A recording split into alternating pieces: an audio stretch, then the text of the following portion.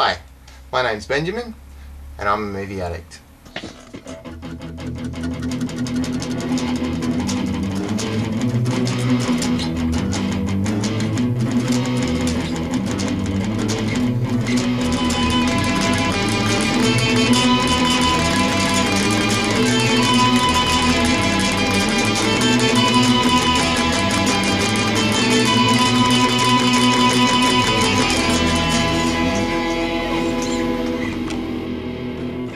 In 1979, the television series Star Trek made its way to the big screen, and most people yawned. It wasn't a fantastic film. But then in 1982, Star Trek II, The Wrath of Khan, made the massive comeback that Star Trek needed, and it was fantastic. Shatner was 50 years old when he played Kirk in this one, and they keep banging on about how old he is and that kind of thing. Galloping around the cosmos is a game for the young doctor. Little did they know that he was going to be in 5 more films, and the last one would be 12 years later. Other people have birthdays, why are we treating yours like a funeral? This film continues on from a Star Trek episode, Space Seed, from Season 1.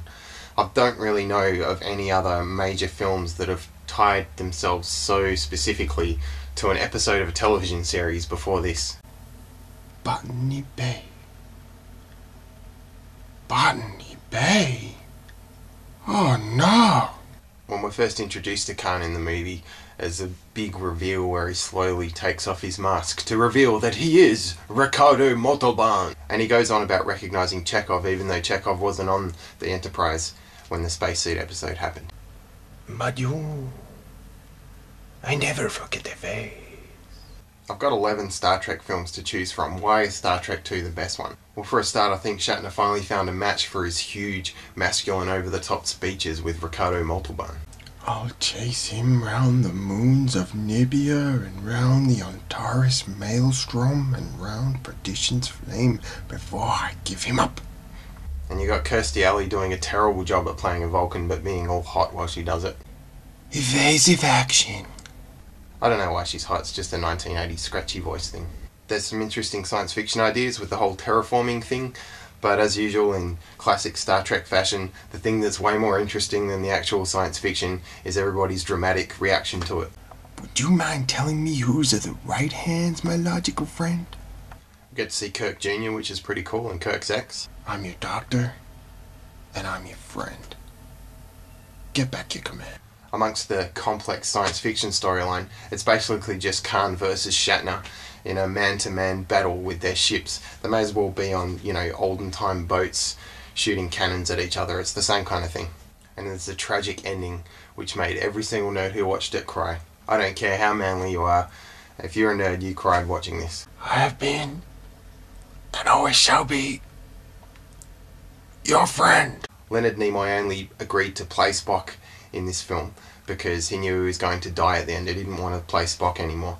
Fans' reactions and probably some big fat paycheck retconned this decision, and they found a way around it and did a director's cut so Spock could come back.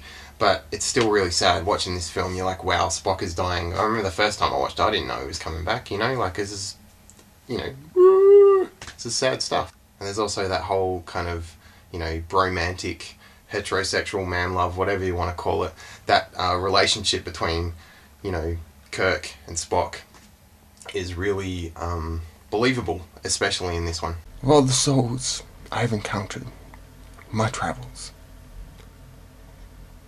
he's with the most human. All that, and it contains the best, most memorable Star Trek moment of all time. Buried alive. Buried alive.